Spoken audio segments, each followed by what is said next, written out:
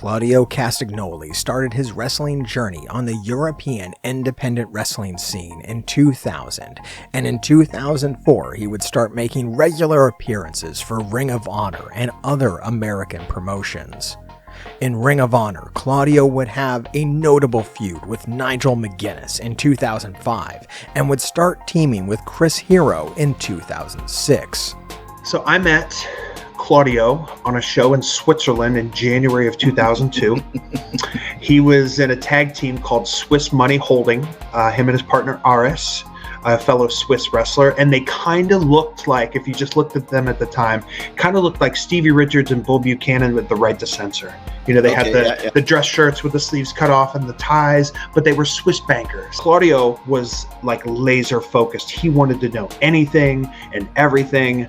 How many reversals do you have for a hammerlock? What kind of shine spots do you have out of a headlock? What kind of cutoffs do you use? What are ways out of this submission? So he was just very wanted to know everything. So he brought me back over to do a camp in Switzerland, and then we became friendly. We became a little bit closer. I did the Dave Taylor training camp. And then he thought, it's such a bummer that this did not last longer. But Dave had a WCW ring, so he started doing these camps, but I don't think a lot of people knew about them. So I went and did one with Ace Steel and Punk and Derek St. Holmes. We went down and there were just a few of us. He had another one the following month. Claudio flew over from Switzerland to go to Dave Taylor's camp. And once again, Jimmy Jacobs was at that Dave Taylor camp, right? So Claudio was like, okay, I want to wrestle in the States. I want to do this. And he had a good job. And he filed for a green card lottery, which I didn't even know existed at that time. And he had all of you need all these requirements. He had all his requirements. They picked his name and he got a green card. So he's like, well, shit, I'm going to move to the States. So September 2004, Claudio moved to the States. This is 2.5 years after meeting him for the first time. And now we're sharing a house outside of Reading, Pennsylvania. We've got cornfields in our backyard. And we're just going to as many shows as we can. So Claudio decided that he wanted to wrestle in the States. So he got his damn green card, ended up over. We all hopped in cars. We started traveling around. And then Claudio actually got booked for Ring of Honor before I did. So Claudio started okay, gotcha. So that started pre-Ring of Honor, the Kings of Wrestling. Yeah. So I think what happened first was he accompanied me in CZW, and I, just to kind of mark him as like a lackey of mine, he would wear my gear. So, I'd have my Chris Hero gear on and he'd be ringside wearing my Chris Hero gear. Right. So there's some funny videos where I'll see a clip from CZW at that time and I'll see something and I'll be like, was that me or was that Claudio? No, that was definitely Claudio. It was just way too good. Right. So we teamed a couple times on just small shows here or there. And then we did this angle in Chikara where we all turned heel, myself, Claudio, this guy named Eric Cannon. We called ourselves the Kings of Professional Wrestling because there's three of us, like the Three Kings. That was kind of the idea originally. That got shortened to Kings of Wrestling, and it was just Claudio and I as a team. Then what was the order? We won the tag belts for Chikara, for CZW, for Ring of Honor. We held all these belts at the same time. We were going to Mexico. We were trying to get into CMLL, which did not work, but we tried. And then Claudio got signed to WWE the first time. So then we dropped all the belts, dropped them all. We did like a turn angle. We turned on each other, whatever. And then his deal got rescinded.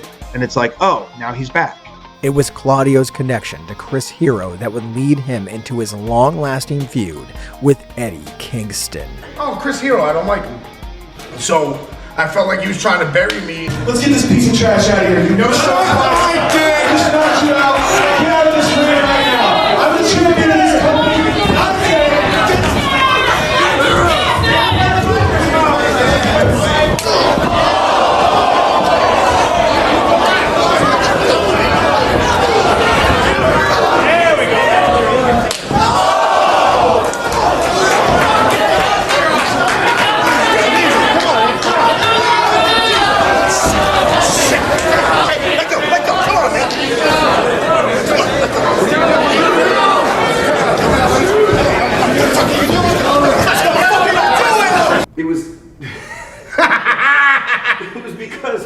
started legitimately strangling Hero. Like you put your hands around his Adam's apple.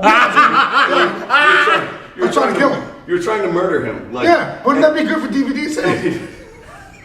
Well, no, because all the evidence would then be confiscated by the police. It would be state's evidence. And so we couldn't sell it.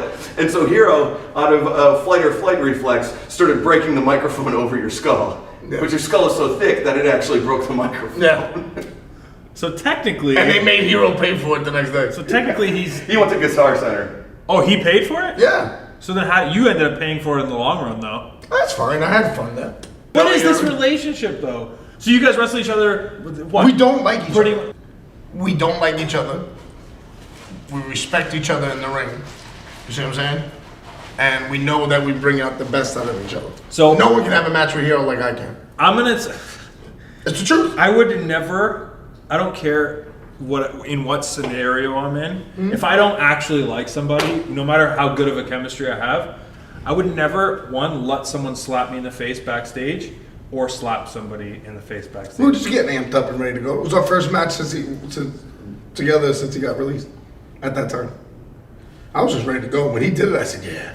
Remember Josh told you that side of the story? Dude. I went, yeah, and I pointed. Yeah, it was the most psychotic thing I've ever... Nah, it's not psychotic. Inoki's not nuts. Well, a little bit during the, 2000s? Oh my God! Right? Inoki's completely insane. Yeah, the Inoki-isms. Inoki fucking embezzled money from New Japan to start a fucking perpetual motion power plant. Why do you hate each other? I put it to you like this. We had a friendship. The friendship fell through. Well, you guys started out relatively same time? He was my trainer. Oh. He came in the train. He helped me actually go to IWA Mid-South. Like if there was someone like that I had that relationship with and I was booked to wrestle them, I would just be like, yeah, I'm not doing that show. I know I have good matches with Hero, and I also like hitting him. And he likes hitting me. Let's be honest about it. We beat the shit out of each other in those matches. Yeah. And people enjoy them, and that's it. I tell you right now, if someone comes in here right now and says, Eddie, you have one match to do to look good or whatever. And they're like, you have Cassius, all no, right? KO, stupid, right? Like, how do you not laugh? How do you not laugh? Because you know what I mean?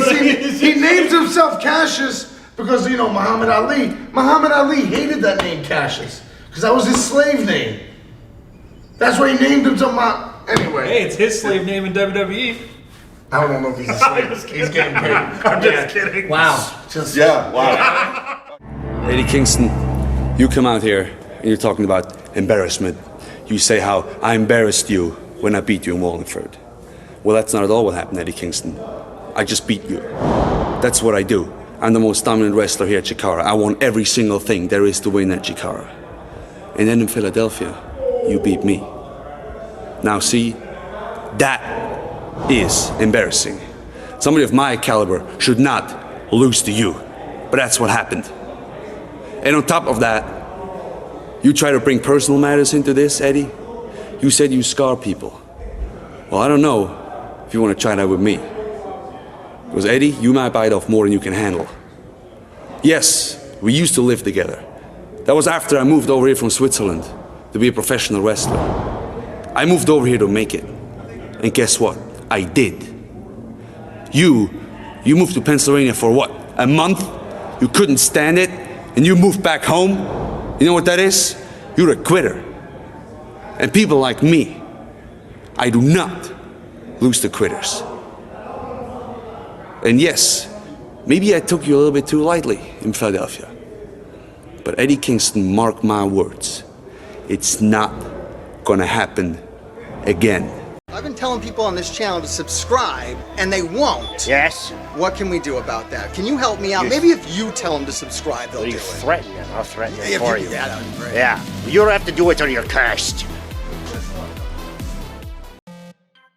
After wrestling for over a decade, Claudio would get his big break and sign with WWE in 2011 under the name Antonio Cesaro and would debut on TV in 2012. Now, you would think that being a veteran wrestler of over 10 fucking years would give the creative team at WWE enough to work with in terms of character and backstory, but you'd be wrong. Instead of calling back to literally any of his long history, they would scrap all that shit and instead say that Claudio served in the Swiss militia before embarking on a career in rugby, which ended with him being banned for excessive aggression.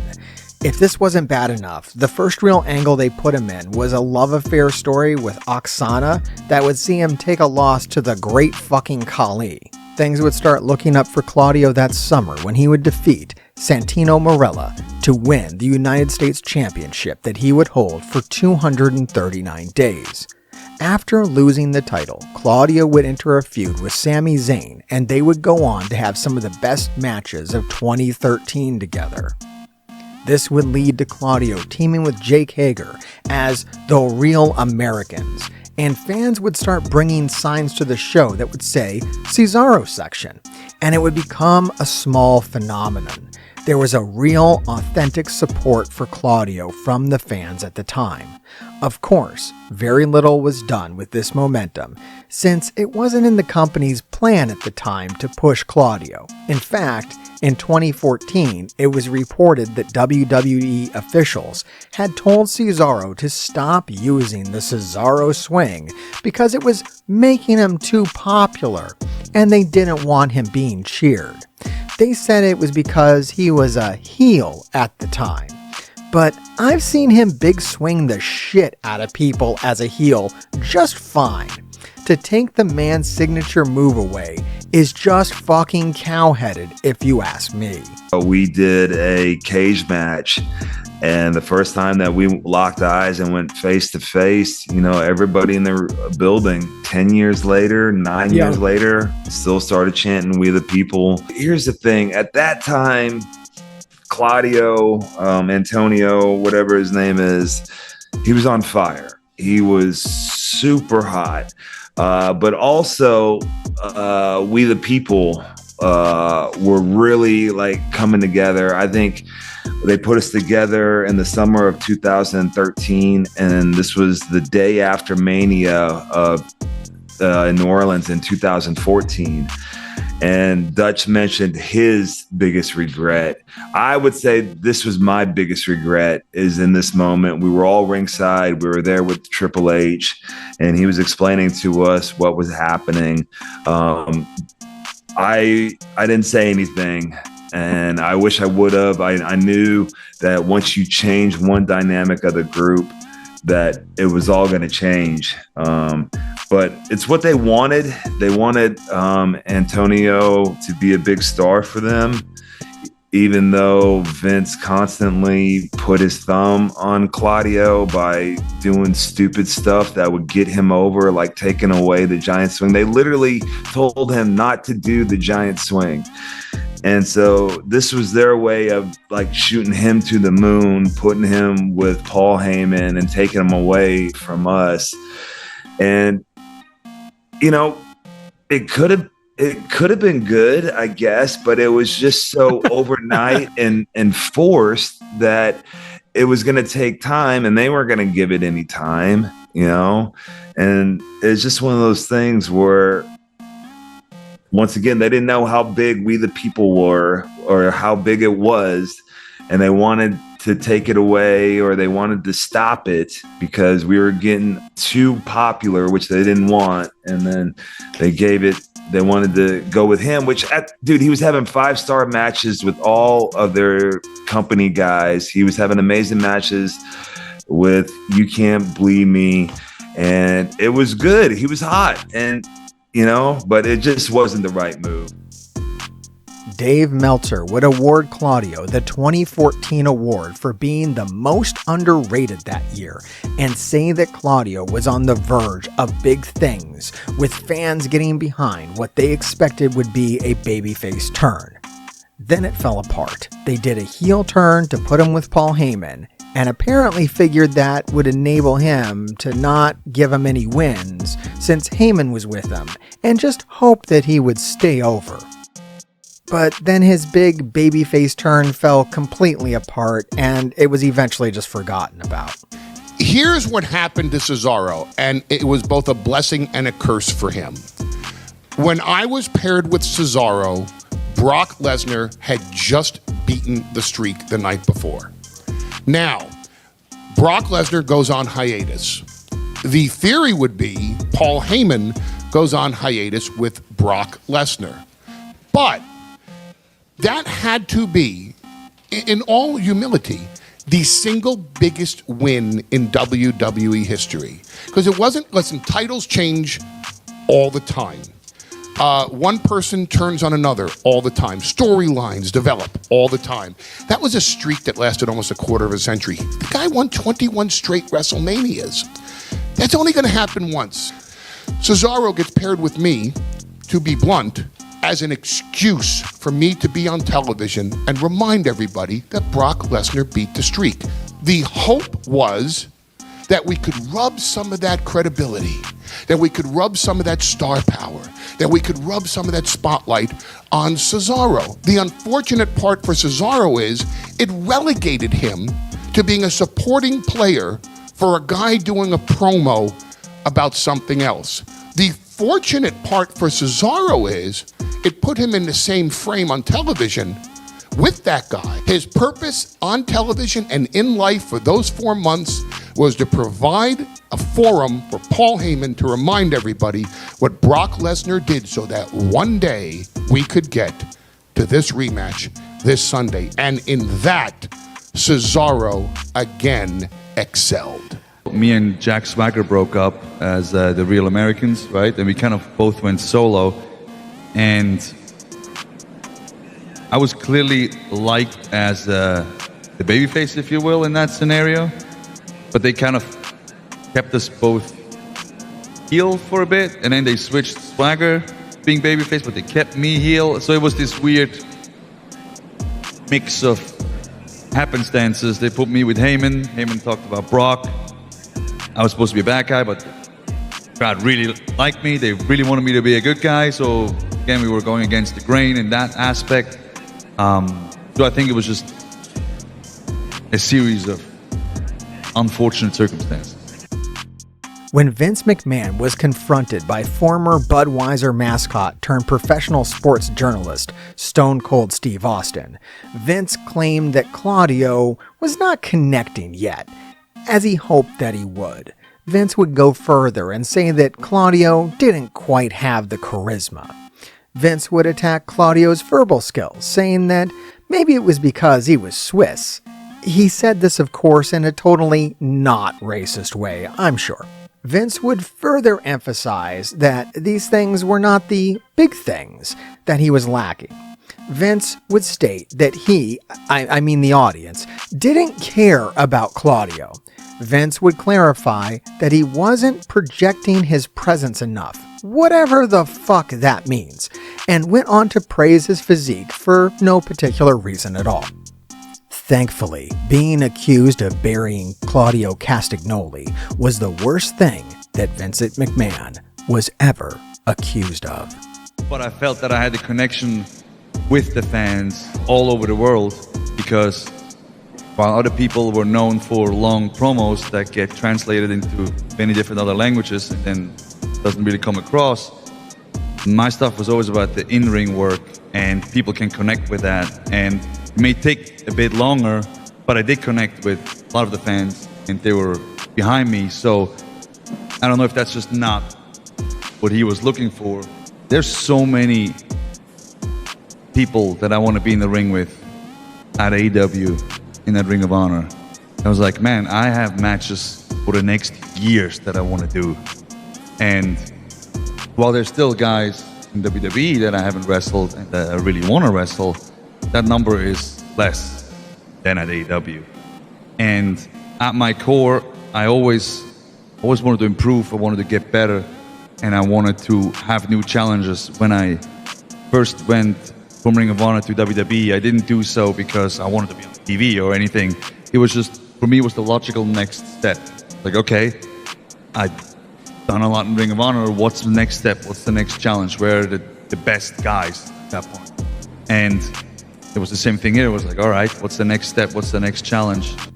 Claudio would debut for All Elite Wrestling at Forbidden Door 2022 and defeat Zack Sabre Jr. and join the Blackpool Combat Club with Bryan Danielson, Jon Moxley, and Wheeler Yuta, where he would remain to this day.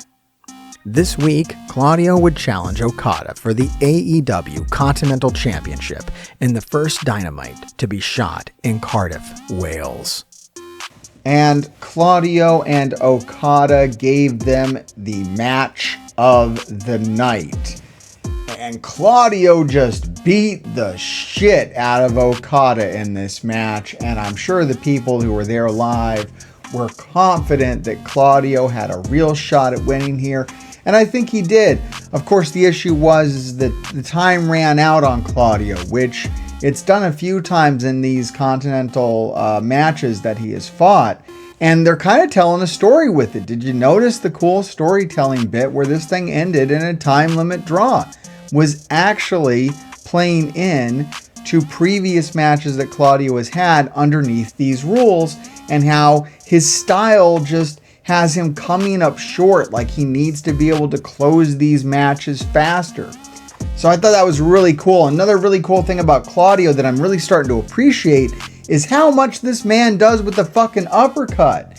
Like, most of Claudio's offense is uppercut based, and I used to find that kind of boring, right? But I don't know what it is. It just started clicking with me in this match, watching this. Like, it's actually kind of awesome that every single one of Claudio's moves is some kind of uppercut. I mean, I'm definitely blowing this out of proportion. He's got suplexes. He's got the big swing, which thankfully no one's telling him not to do now.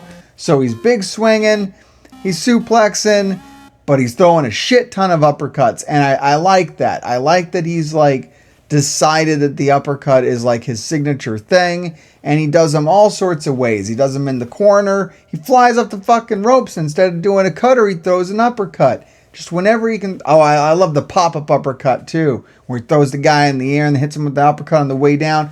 I mean, all the shit Claudio does in the ring is phenomenal. The strength on this guy is off the fucking charts. I can see why people wanted to see him pushed to do great things when he was in WWE. And I think he's had a pretty good showing here in AEW, but we're kind of waiting for him to get that big win. Didn't happen this time, but this could be a great rematch for All Out. Very possible it could be a part of that. Or even at the end of the year when they run the tournament back, we could see Claudio get his big win at some point. I like the build on this story. I think it becomes really memorable. And hopefully you like this video. I sure like putting these videos together. I'm always happy when they do well with views, but you know, I'm also feeling good when I put them out. And even if they don't get views, at least I know I put something out worth doing. So I hope you feel that way about them as well. Let me know down in the comments who you'd like to see me do a video on next. I always enjoy those, and sometimes they even get done, guys. Sometimes it even happens. Sometimes I even listen, unlike the WWE, and I do something that the fans want.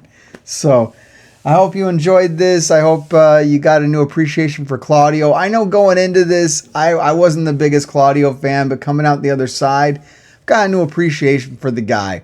And I hope that these videos help do that for you. It always kind of helps me just attach a little bit more to the wrestlers in All Elite Wrestling. All right, that's it for this one. Grave Diggers, make sure you check out any videos you may have missed on this channel. Sometimes the algorithm doesn't push them out to you, so make sure you check them out after this one. Make sure you like and comment and subscribe, and keep digging. He is I, and I am him, and I'm the undisputed trend Matt Taven. And this dork behind the camera, some Melvin told me to say, Grave Diggers keep on digging. Whatever that means. I am AEW wrestler and Ring of Honor tag champ, Mike Bennett. And remember, Grave Diggers keep digging, but not the monster truck. Even though my son really likes that monster truck, I kind of like Son of a Digger, and so I'm going off on a tangent about monster trucks because my son really loves monster truck, but we're talking about the YouTube channel, so make sure, Grave Diggers, keep on digging, baby. But it's Mark doing one half private party, saying what up to the Gravediggers, and you're doing your thing, right? Alright, like, subscribe, and watch another video, or be cursed. If you're cursed, that means the Gravediggers will keep digging your graves. So, you probably want to do it.